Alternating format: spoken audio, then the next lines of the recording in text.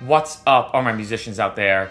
So this is a big question I've gotten a lot, and I've gotten in numerous different ways, and that is basically how many streams or downloads do you need in order to completely live off it? Can you live off of streams and downloads? Now, first off, yes, you can definitely live off streams and downloads, but it's highly unlikely. And two, a lot of people ask me like, hey Mark, well, if I get 1 million streams a month, is that something to live off of? How many streams do I need to get in order to bring in 3K a month or 5K? Now, obviously, each streaming platform is different. There's so many different metrics that go behind them, whether it's Pandora or Spotify or Apple Music, especially when it comes to downloading like Amazon and iTunes. A lot of these downloading platforms, a lot of them are going away now.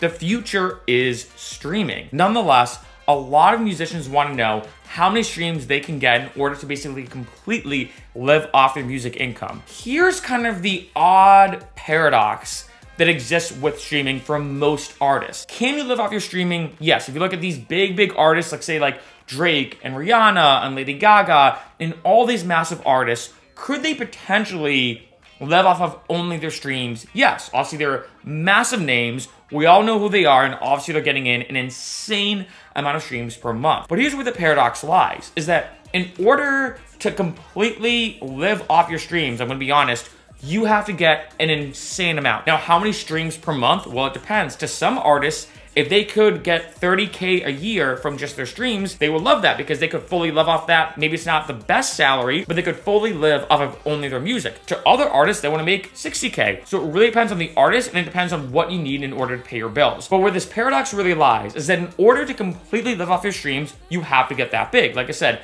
even if you're not, at Rihanna's level, you're still gonna have to get a decent amount of streams. And I mean, a lot of streams, even to just get in maybe 30K a year. However, once you get to that point where you get that big, one show is probably gonna pay more than a week's or 2 weeks or even a month's worth of streaming. Your merchandise is gonna pay way more than streaming. So it's almost this weird paradox that if you're trying to just make it off of only your streams and your downloads, by the time you get to the point where you actually probably could live off that income, you'll realize like, wait a minute, my merchandise sales for one day is bigger than 1 week's worth of streaming. Or a brand deal that you do could be equal to 1 month's worth of streaming and downloads. So that's why I want to say in this video that remember, most musicians who make a lot of money, who can fully live off their income, their streams and downloads is more of like a cool secondary aspect to their income, but the bulk of their money that they get from doing music and from living off their music is their merchandise, their touring, and obviously performing live in public, their brand deals, their sponsorships, their endorsements, people like say using their music